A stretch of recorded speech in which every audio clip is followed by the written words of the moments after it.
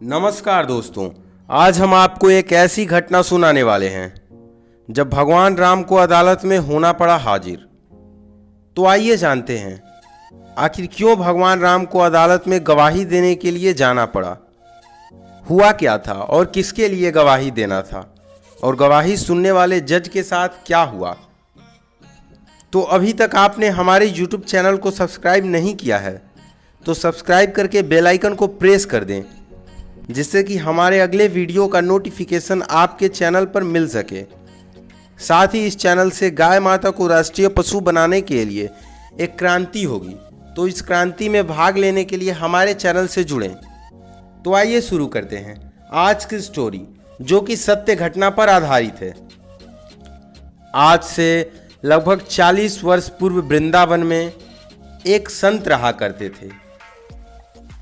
वे संत रोज भगवान जगदीश के मंदिर के पास जाते और बिना मंदिर में गए बाहर की ही मिट्टी को उठाकर अपने मस्तिष्क पर लगाकर चले जाते। वो कभी मंदिर के अंदर नहीं जाते। वहाँ के सारे लोग उन्हें जज साहब कहकर बुलाते थे। जब एक व्यक्ति ने वहाँ के पुरोहित से पूछा कि लोग उन्हें जज साहब क्यों बुलाते हैं, तो पुरोहित ने सारी घटना वृतांत उस व्यक्ति को सुनाते हुए कहा कि ये एक समय की बात है जब ये संत दक्षिण भारत के एक छोटे से शहर में जज हुआ करते थे, और उसी शहर से जुड़े एक गांव में एक भोला नाम का केवट रहा करता था, जो कि नाव चलाकर अपना गुजर बसर किया करता था। वह केवल नाम से ही नहीं वरन स्वभाव से भी भोला था। जब भोला से कोई व्यक्ति किसी भी बारे में कुछ पूछता तो वह केवल एक यही सीधा जवाब दे देता था कि मैं तो कुछ नहीं जानता, जो जाने रघुराम जी जाने।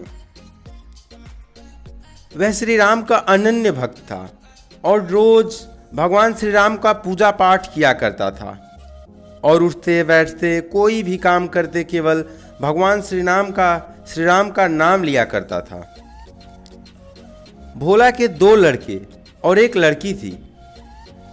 जब लड़की की उम्र बढ़ती गई तो उसकी उम्र शादी की हो गई।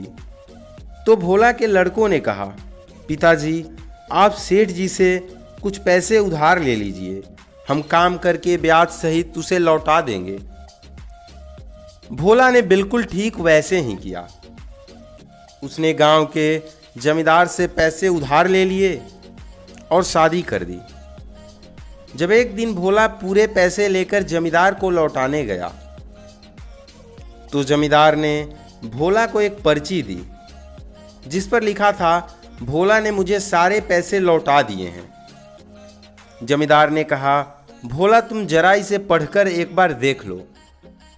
भोला तो पढ़ा लिखा नहीं था। उसने हर बार की तरह यही बात कह दी कि मैं कुछ नहीं जानता, जो जाने रघुराम जी जाने। ऐसा देखकर सेठ के मन में लालच समा गया और उसने सोचा, ये तो पढ़ा लिखा है नहीं, इसे कुछ भी लिखकर साइन करवा लें तो फिर से इसे पैसे मांग लिए जाएंगे। और उसने भोला को पानी लाने के लिए अंदर भेज दिया, और इधर सेठ ने पर्ची बदल दी, जिस पर लिख दिया, भोला ने मुझे पैसे नहीं दिए हैं। भोला इस बात से अनजान वह पर्ची लेकर घर पर रख दिया। कुछ दिन बाद सेठ ने भोला पर केस कर दिया कि इसने मुझसे पैसे लिए, लेकिन समय पूरा होने पर भी अभी तक पैसे नहीं चुकाए।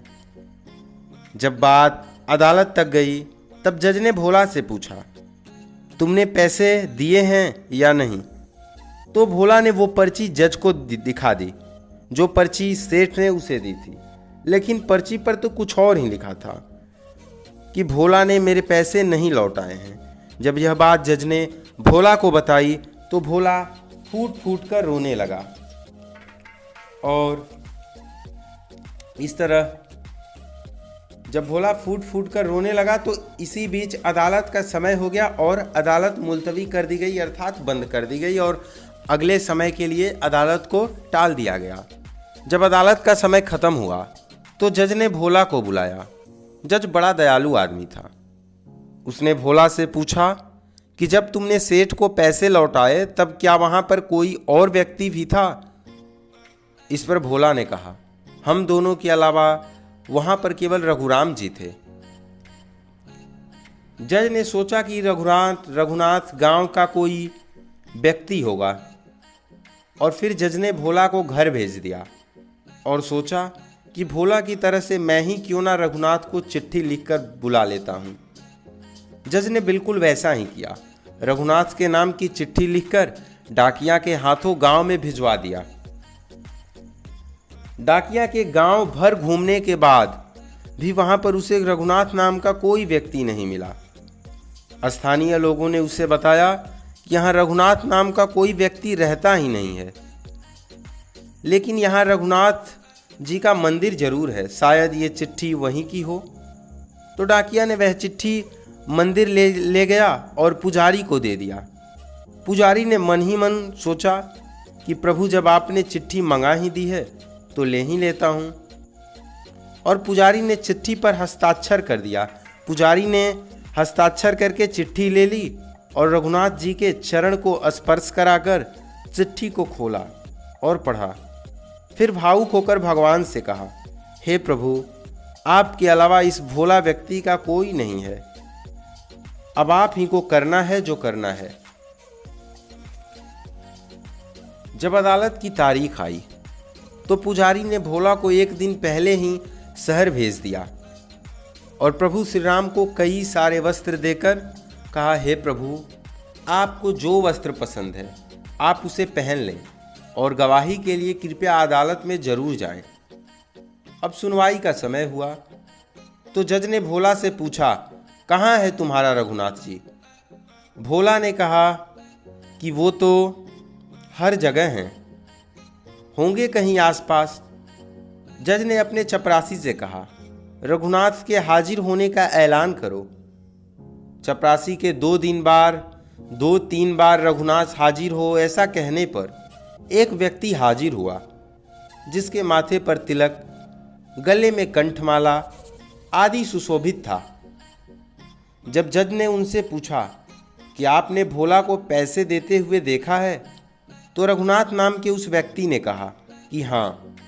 तो जज ने पूछा, तुम्हारे पास क्या इसका कोई सबूत है?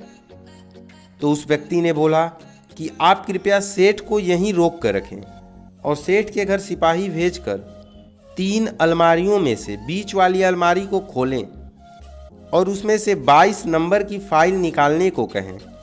उस फाइल में भोला द्वारा दिए गए सारे पैसों का हिसाब किताब है। जज ने बिल्कुल वैसा ही किया और सिपाहियों ने वो फाइल लाकर जज को दे दी और उस फाइल की पुष्टि कर जज ने भोला को अपराध से मुक्त कर दिया और सेठ को सजा भी दे दी। और फिर अदालत खत्म हो जाने पर भोला को बुलाकर जज ने पूछा, यह रघुनाथ रहता कहाँ है?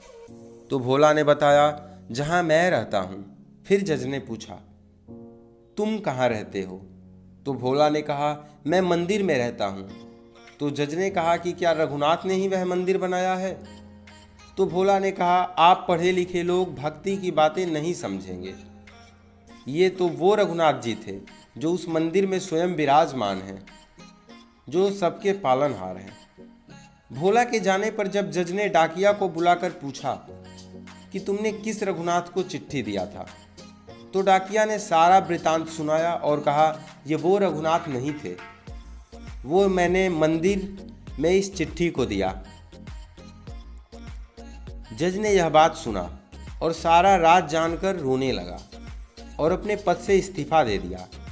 तो लोगों ने उनसे पूछा, यह तो अच्छी बात है कि आपको भगवान मिले। तो जज ने बताया कि जिसकी अदालत में सब लोग गवाही देते हैं, वह मेरी अदालत में मुझसे गवाही दे, मुझे गवाही देने आया। और जब वो खड़ा था तो मैं बैठा था। वह जज अब एक संत की भांति जीवन व्यतीत कर रहा है और वह ज़्यादा समय खड़ा ही रहता है। वे हमेशा प्रभु के मंदिर जाते हैं और बाहर से ही मिट्टी लगाकर चले आते हैं, क्योंकि उनका कहना था कि मैं कौन सा मुँह लेकर भगवान के मंदिर में प्रवेश करूं, उनके सामने जाऊं। तो ऐसी ही दयामयी कहानी का टारगेट हमने सुनने ऐसे ही दयामयी कहानी सुनने के लिए आप हमारे चैनल को सब्सक्राइब कर दीजिए। और इस कहानी का टारगेट हमने केवल 5000 लाइक रखा है, तो इसे लाइक ज़रूर करें। तो कृपया इसे लाइक और शेयर ज़रूर करें और इस चैनल को सब्सक्राइब करें। तो चलिए मिलते हैं अगली वीडियो में, तब तक के लिए जय हिंद जय भारत।